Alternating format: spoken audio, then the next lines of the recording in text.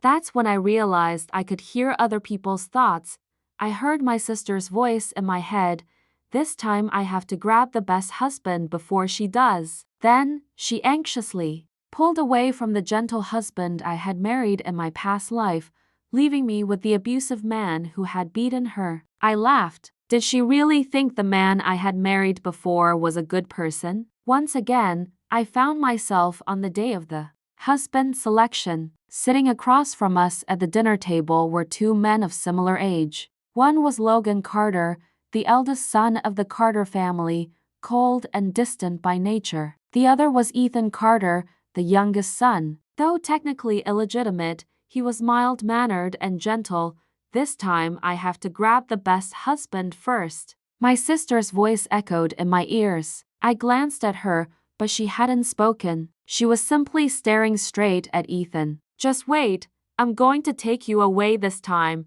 Her voice came again. That's when I realized not only had I been reborn, but I could hear people's thoughts. And judging from what my sister had just said, she had been reborn too. Otherwise, there was no way she would be thinking like this. Sure enough, the next second, she walked over and sat beside Ethan, looking at him shyly. Hi, my name is Sophia Evans. I like you, she said coyly. At that moment, my father suddenly spoke. Susan, since your sister has already chosen Ethan Carter, then you will marry Logan Carter. As soon as he said that, my sister's eyes filled with satisfaction. In her mind, she sneered, this time you can take the beatings for me. In my past life, Sophia had married Logan. Logan was a successful businessman, always busy with work, and was known for being emotionally distant. My sister had tried countless times to get close to him, but each time she was beaten and thrown out of his room. Eventually, because she never bore a child, Mrs. Carter declared her infertile and kicked her out of the family. Meanwhile, I had married Ethan. Even though he held little power in the Carter family, he still provided me with food and comfort. He took me shopping, out for meals, and pampered me endlessly. Everyone in the Carter household knew how much he doted on me. Later, when Logan suddenly died of poisoning, Ethan inherited the Carter family's business, and my status in the household soared overnight. My sister, consumed with jealousy, deliberately drove her car into me while I was out shopping, killing us both.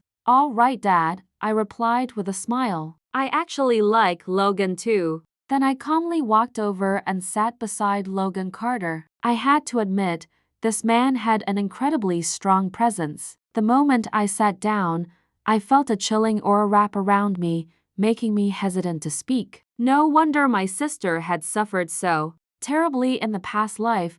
I tried to listen to his thoughts, but I heard nothing. However, when Ethan turned to look at Sophia with a smile, I suddenly heard his voice in my head. What a beautiful little doll. A shiver ran down my spine. On instinct, I grabbed Logan's hand. Despite his cold personality, his hands were surprisingly warm. Feeling my touch, he turned to glance at me. I quickly let go, and only then did he remain silent. Even though Logan seemed intimidating, I still felt that staying with him was far better than being with Ethan, that venomous snake. This time, I was determined to change my tragic fate. I would make my own money, become independent, and rely on no one. Our wedding was held together. In my past life, we had also married on the same day. Back then, Logan hadn't even shown up to the ceremony, while Ethan had arrived early in the morning, making everyone say he was the more considerate husband. Just as expected, history repeated itself. Ethan, dressed in a white suit, hurried over and carried Sophia away. As they passed by me, she cast me a smug look. Susan, where's Logan? Didn't he come to pick you up? She sneered. I simply smiled. No need for you to worry, Sophia. Just take care of yourself. Her face darkened and my words clearly choked up. Go ahead and laugh now. Let's see if you'll still be laughing when you're the one getting beaten, Ethan Carter thought as he took Sophia downstairs with him. But it was still too early to say who would have the last laugh. Just like in my past life, Logan Carter did not attend the wedding. leaving both my sister and me to endure endless gossip and judgmental stares. Sophia was even more delighted, unable to contain her excitement as she clung to Ethan and blurted out, "I love you, Ethan." Then he kissed her. After the kiss, she turned to stare at me, her lips still wet with saliva. I knew she was waiting to see me humiliated, but I wasn't stupid. Unlike my past self who had stormed out in anger, handing everyone in the Carter family the perfect scandal to gossip about, I wouldn't make the same mistake. I remembered how in my last life everyone had criticized Sophia for being immature and unfit to be the Carter family's eldest daughter-in-law. As a result, after the wedding, Mrs. Carter never showed her any kindness, making her life in the Carter household miserable. With a poised smile, I picked up the microphone and addressed the guests below the stage. Logan had an important business deal to negotiate today, so I'll be making the rounds in his place for the wedding toast. I hope you all won't mind. The moment I said that, the murmuring among the guests ceased. Even Mrs. Carter, seated at the main table, gave me a look of newfound appreciation. The Carter family was a prestigious household, highly concerned with maintaining its reputation. In moments like these, a daughter-in-law needed to show grace and composure. Sophia also noticed Mrs. Carter's reaction, and her eyes flashed with irritation. "Disgusting," she sneered in her thoughts. "Just wait, when it's time for the tea ceremony, I'll make sure you embarrass yourself." Honestly, I found this ability to hear others' thoughts incredibly useful. It was like having a cheat code for life. Everything became so much easier. When the tea ceremony began, I calmly lifted my gown and walked toward Mrs. Carter. Sophia kept her eyes locked on me, mentally counting down. 1, 2, 3. At the very last second, I sidestepped just in time to avoid whatever she had planned. Instead, she lost her balance and fell hard to the floor, spilling tea all over herself. "Oh no, are you all right?" Ethan hurriedly reached out to help her up, but in his mind, I heard him scoff, "What an idiot." The entire room turned to look in our direction. Mrs. Carter's face darkened with displeasure. "So reckless. Do you even look like a proper daughter-in-law?" "I'm sorry, Mother." "It wasn't on purpose," Sophia stammered, trying to cover up her embarrassment, but the unwillingness in her eyes was obvious. If I were her, I would have just accepted the loss and focused on living quietly. But she wasn't willing to let me have peace, so I certainly wouldn't go easy on her. With Sophia making a fool of herself, the wedding ended in an awkward rush. From start to finish, Mrs. Carter never once gave her a kind look, but when she turned to me, there was nothing but approval in her gaze. She even took my hand and said warmly, "Susan, tonight I'll make sure Logan comes home to keep you company. He should make it up to you." And sure enough, that night, Logan actually came back. The moment he walked through the door, he loosened his tie, his face filled with exhaustion. I quickly stepped forward to take his jacket. "Logan, you must be tired today," I said gently. He merely glanced at me and said nothing. In my past life, the servants had gossiped about how on our wedding night Logan never came home. My sister had waited alone in the bridal chamber, becoming the laughing stock of the entire household. When she went to Mrs. Carter to complain, she was scolded instead, told that she lacked the ability to win over a man's heart.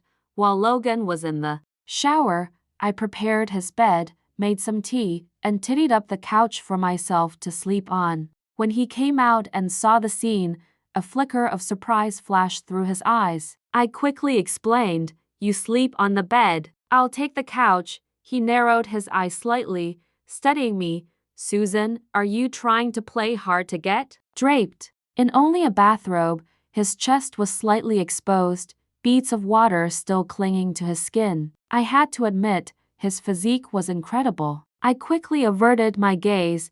"We have no real feelings for each other. Sharing a bed would be awkward for both of us. If possible, I'd like to propose a partnership." Logan raised an eyebrow. "What do you mean? After all, our marriage is just a business arrangement. Plenty of couples in our situation live separate lives and only put on a show for appearances. I married you simply to ensure a stable and comfortable life. I don't expect love."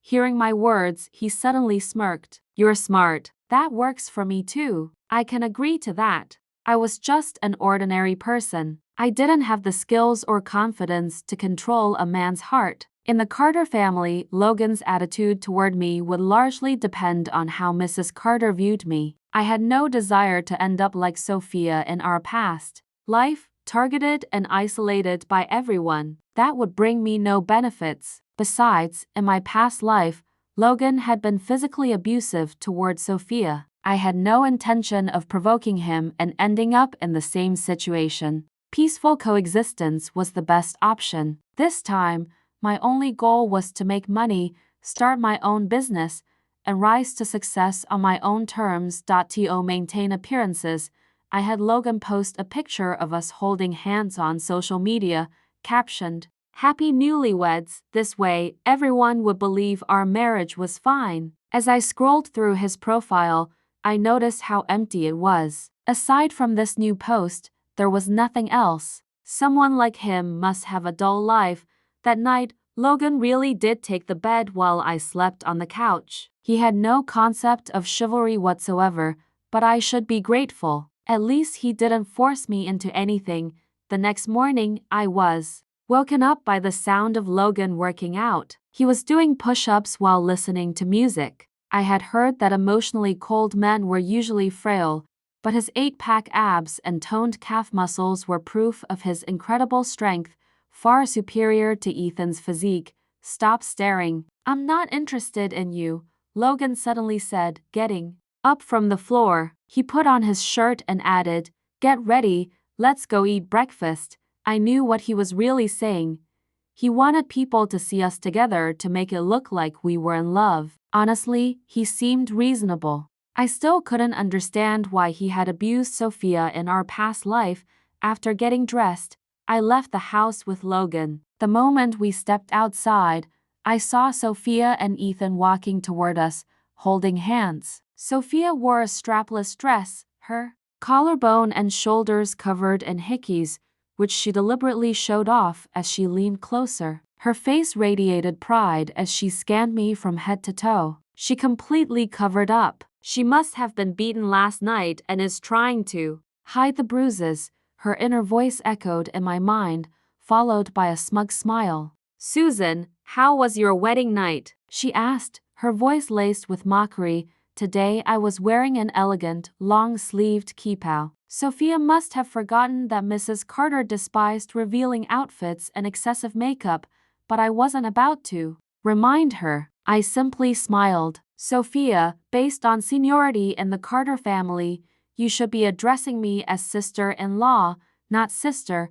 Her face darkened. She clenched her teeth, unwilling to accept it. "Even Logan never calls you that. What right do you have to demand it from me?" Then she turned to Logan. "Logan, say something." I could feel the air around Logan growing colder. In his mind, Ethan cursed, "Damn idiot. Just wait until tonight. I'll teach you a lesson." He tugged on Sophia's hand, silently signaling her to stop talking, but she was completely oblivious to the danger she had just put herself in. "Tell me, Ethan," Logan said calmly. "What is the first rule of the Carter family?" Ethan instantly lowered his head. "I'm sorry, Logan. I'll handle it right away." The next second, smack. Ethan slapped Sophia hard across the face. "Show proper respect. Greet your brother and sister-in-law properly," he ordered. Sophia's face turned red from the slap. She was absolutely livid, but she knew Logan wasn't someone she could defy. Begrudgingly, she muttered through gritted teeth, "Good morning, brother." "Good morning, sister-in-law." As soon as she said it, Ethan dragged her away. I remembered that the first rule of the Carter family was that no one was allowed to disrespect the heir or his wife. Addressing them improperly resulted in 30 lashes, and Logan was the rightful heir of the Carter family. I remembered that in my past life, in order to survive, I had memorized all the Carter family rules. Back then, after Sophia married Logan. She constantly bullied me, but because I knew this rule, I never dared to show her disrespect. I had assumed Sophia also knew the family rules, but clearly, she hadn't remembered them. That was why she thought she could still bully me in this life. By the time we arrived at the dining hall, Sophia had already received her punishment. Her face was pale, and she kept her head down, not daring to sit for the moment. Under the table, I caught a glimpse of Ethan pricking her hand with a needle repeatedly. "You worthless woman, it's all your fault that I had to endure this humiliation," he cursed in his mind, pressing harder each time.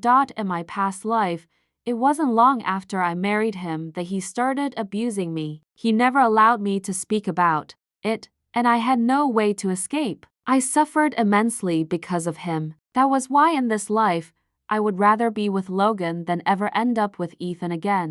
"Sophia, this time you chose your own husband. Don't blame me." Mrs. Carter arrived, and we all stood up to greet her. She leaned on her cane and was about to let us take our seats when her gaze froze on Sophia. Sophia hadn't changed out of her dress. She was still wearing that strapless gown. Sensing Mrs. Carter's disapproval, she immediately forced a smile, pretending to be embarrassed. "Mom, it was all Ethan's doing. He said he liked how I looked when carrying his child."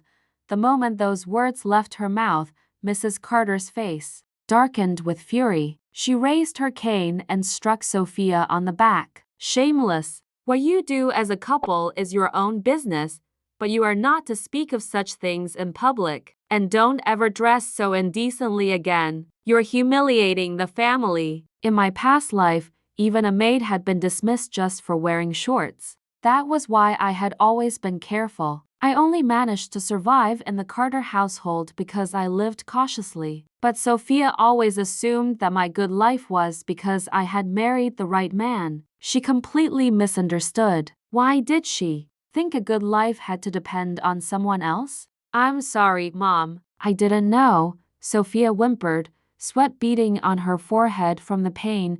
Ethan quickly chimed in, pretending to take responsibility. "Mom, it's my fault. I forgot to remind her." Although he sounded remorseful, I could hear his inner thoughts. "Serves you right. Watching you get beaten is the best entertainment." Disgusting. What a psychopath. Since she was a newlywed daughter-in-law, Mrs. Carter didn't reprimand her any further. She took her seat and instructed us all to eat. Logan remained silent the entire time, but while we ate, he casually placed some food onto my plate. I could feel Sophia's seething gaze on me, as if she wanted to tear me apart. Smiling even more brightly, I said, "Thank you, honey." Mrs. Carter looked pleased as she turned to me. "Susan, after lunch, you should go to the company with Logan and start learning. As the eldest daughter-in-law of the Carter family, you need to understand the business." I had expected this. In my past life, she had said the same thing to Sophia at the dining table, but Sophia had responded, "I don't want to learn. I can just rely on Logan for the rest of my life." She had willingly pushed away a golden opportunity, so when she was eventually kicked out of the Carter family, she had nothing left. "Of course, Mom," I replied obediently.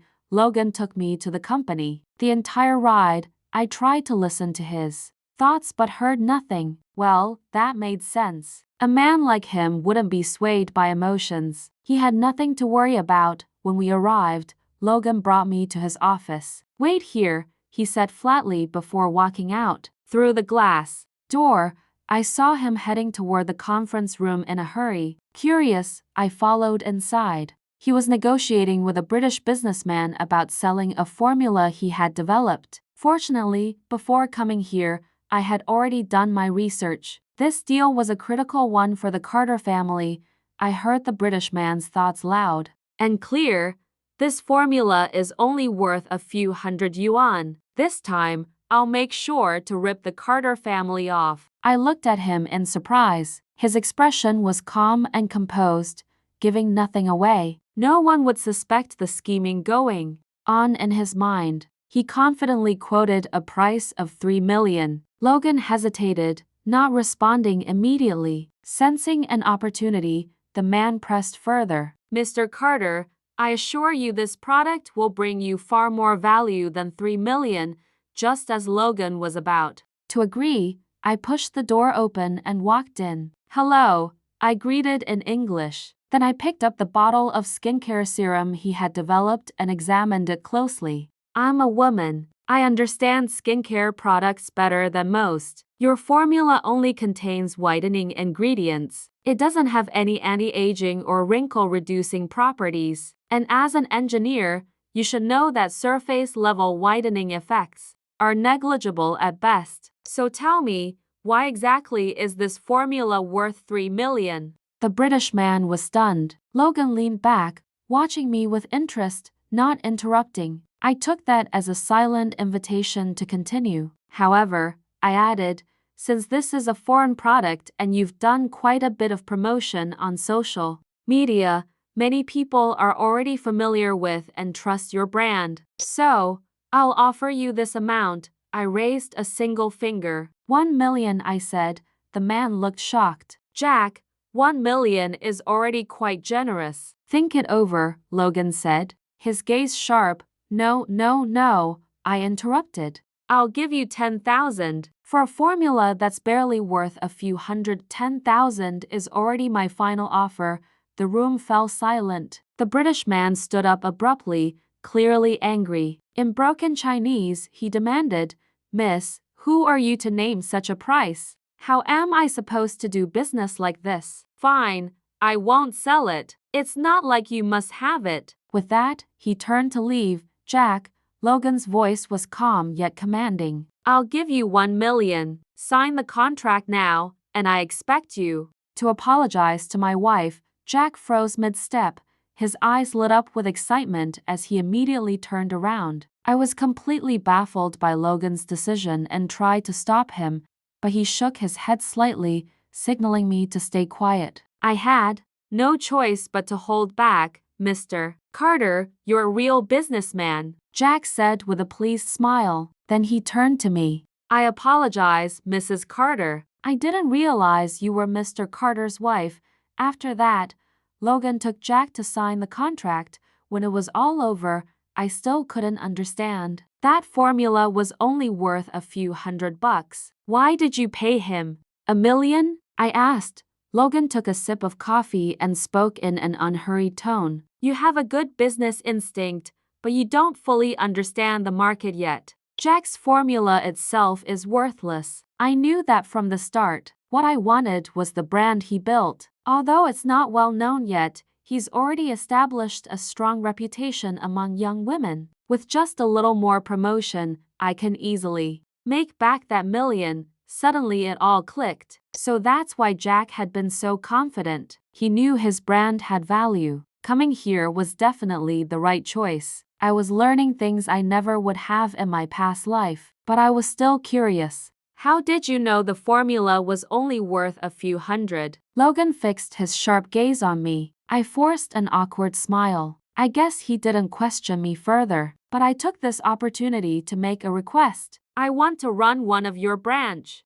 companies. In my past life, Ethan had no status in the Carter family and couldn't give me anything. I had always wanted to start my own business, to be my own boss. That way, I wouldn't have to rely on anyone. Once I made enough money, I could leave. Logan studied me for a moment before smirking. You're pretty ambitious. You're not planning to take the company, make a fortune, and then disappear, are you? His piercing gaze made me feel exposed, as if he could see right through me. Damn it, how was he better at reading people than I was? For the first time, I felt inferior. I had a literal superpower, yet he still outmatched me. This must be what true talent looked like. Of course not, I said with a smile. I just want to find something to do.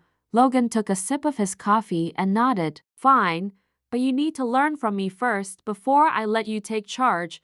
For the next few days, I followed Logan to the company and learned a lot, not just about business, but also about how to navigate relationships and social situations. Surprisingly, one day he took the initiative to invite me out for dinner. And not just anywhere. It was the most luxurious Western restaurant in town. I didn't expect to run into Sophia and Ethan there. Sophia had been cutting his steak for him, but the moment she saw Logan and me walk in, she immediately put down her knife and fork, looking startled. "Susan, you're here too." She quickly realized her mistake and corrected herself. "I mean, brother, sister-in-law, you're here for dinner as well?" The next second, I heard her inner thoughts. What the hell? Of all times, why did I have to run into her now? I can't lose face. "Yes," I said with a smile. "Logan and I came to have dinner together." As I spoke, I took the initiative to loop my arm through Logan's. He didn't resist. Ethan quickly stepped forward and greeted us, brother, sister-in-law. Logan didn't acknowledge them. Instead, he pulled me toward a table and sat us down. I caught the furious look in Sophia's eyes as she watched us. She was probably wondering why Logan hadn't hit me yet. Why had he even taken me out to dinner? When I went to the restroom, Sophia was waiting for me outside.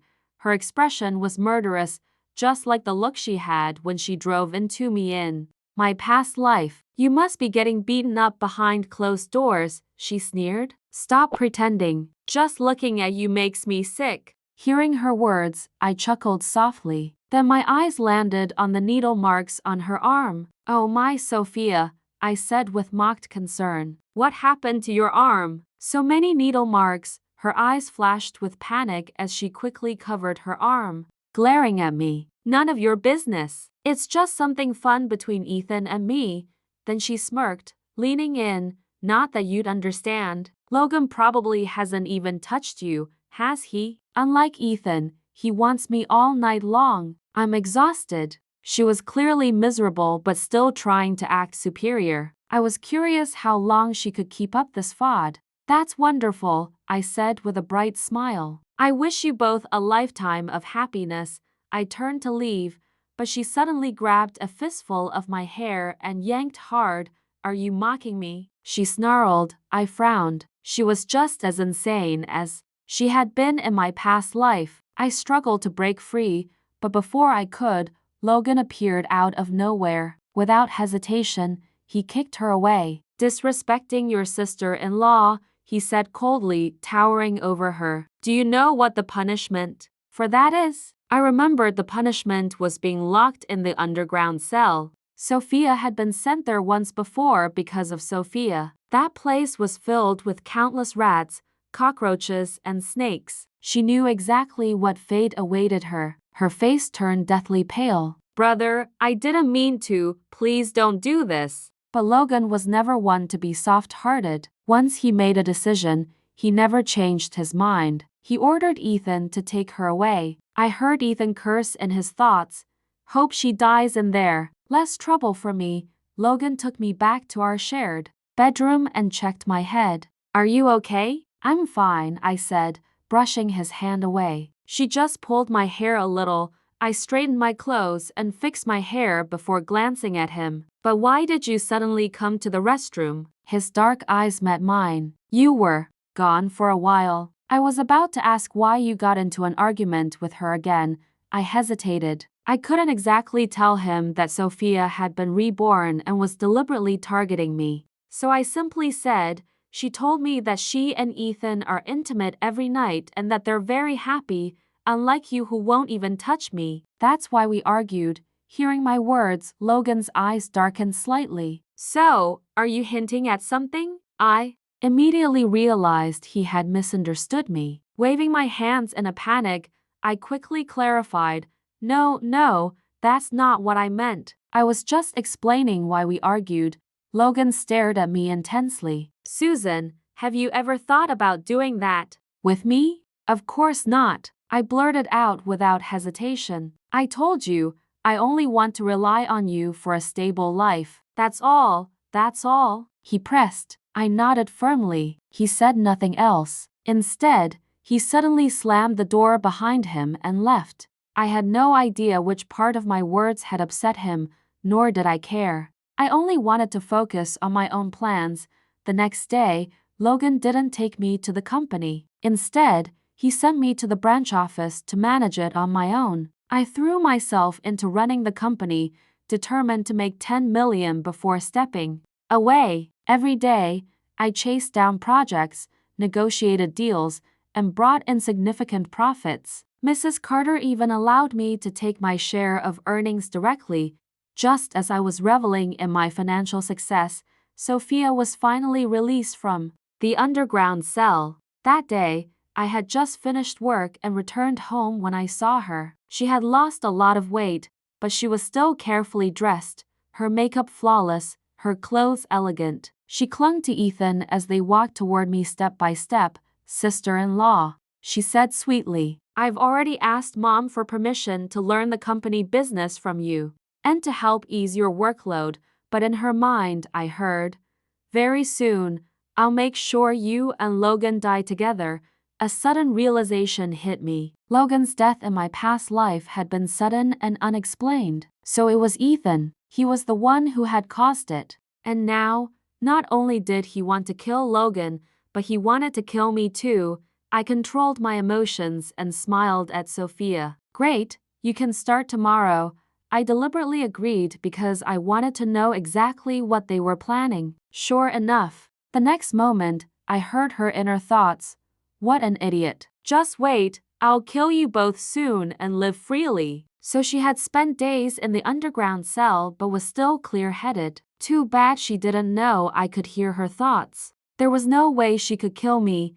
Logan had died from poisoning in my past life. Now I recalled the time I had seen a cabinet full of colorful vials in Ethan's basement. Back then, he frequently used them to experiment on me. Sometimes they made me pass out, other times they set my body into overdrive. Thinking about it now, those were probably his poison samples. I brought Sophia to the company and made her start as an intern. She had learned to hide her emotions now, agreeing to everything I said without hesitation. I knew exactly why she was meticulously plotting a murder. Ethan wanted Logan and me dead, but Sophia, she wanted Ethan dead too. That was something I could use to my advantage. It didn't take long before I set my plan in motion. Behind Logan's back, I went to find Ethan. I knew him well. He liked obedient women. That was how I had survived by his side for so long in my past life. So this time,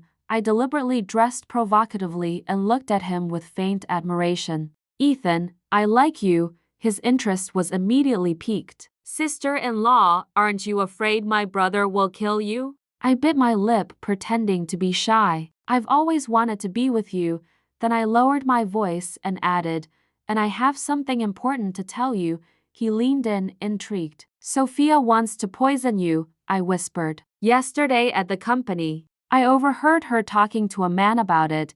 Ethan's face darkened instantly, fury burning in his eyes. "Are you serious?" "Of course," I nodded. "She said you always hit her, so she's going to kill you. She wants to rise to power on her own." Because of my past life memories, I knew exactly how to manipulate him. Hearing my words, Ethan believed me completely. His deepest, darkest secrets, his violent nature, his cruelty, were known only to Sophia and himself. No one else could possibly know that. "Bitch," he spat. "I'll make her pay." Then he turned to me with a sly grin. "Sister-in-law, just wait. Once I get rid of both Logan and her, you'll be my wife." After saying that, Ethan left.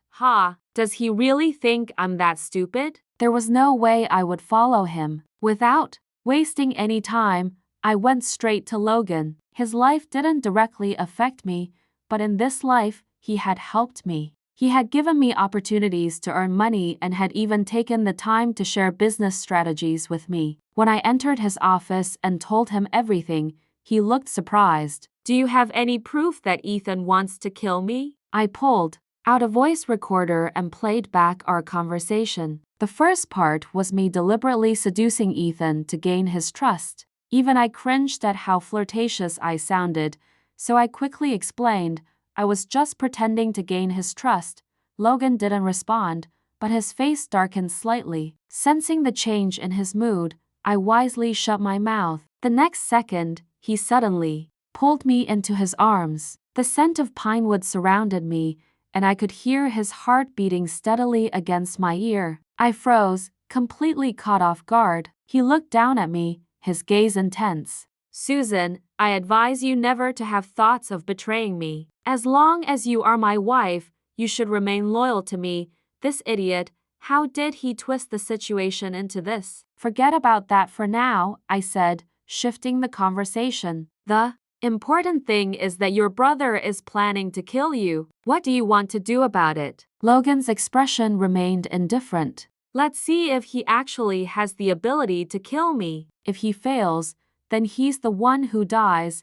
It was as if he didn't take Ethan's schemes seriously at all. That night, instead of staying cautious, he even brought me to a banquet, saying it would help with the branch company's development and allow me to meet potential clients. As soon as we stepped inside, I could feel the weight of countless stares. Most of them weren't friendly. Men are all the same. If I had known, I wouldn't have brought her along. I suddenly heard Logan's inner voice and turned to look at him in shock. His face was completely expressionless. Did he just think that? What does he mean by that? Sensing my gaze, he looked down at me. What's wrong? I quickly shook my head. Nothing, but then I heard another thought from him. She's so clueless. I was stunned. The cold and arrogant CEO in my memory was thinking this. I forced myself to stay calm and kept my emotions in check. After the banquet, Logan took me home. Sophia and Ethan were waiting for us in the living room. Sophia smiled warmly and invited us to dinner. Ethan, on the other hand, couldn't stop staring at my chest. Then, with an easygoing grin, he said, "Brother, sister-in-law Sophia and I bought some really nice ingredients today. Come eat with us." Damn it, could he be any more obvious? I genuinely couldn't understand how Logan had fallen for such a pathetic trap in my past life.